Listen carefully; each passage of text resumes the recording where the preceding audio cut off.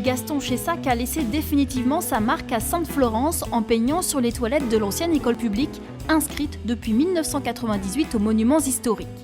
Il y a une légende qui est assimilée à ces toilettes. Vous avez 4 bonhommes qui ont été peints par Gaston Chessac, dont, dit-on, Monsieur le curé de Sainte-Florence qui aurait été peint juste ici.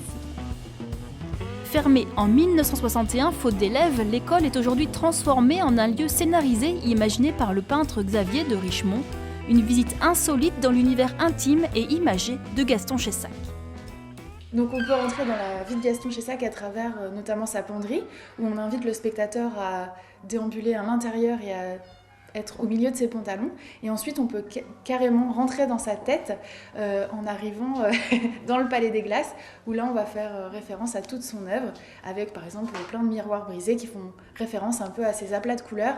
Ma matinalité reste contrariée par ma chétivité, et les vicissitudes de la vie villageoise me restent trop présentes à l'esprit. Mes jours restent difficiles. L'artiste au vélo détonne dans ce village vendéen assez conservateur. Sainte-Florence et ses habitants deviennent son champ d'observation et d'inspiration.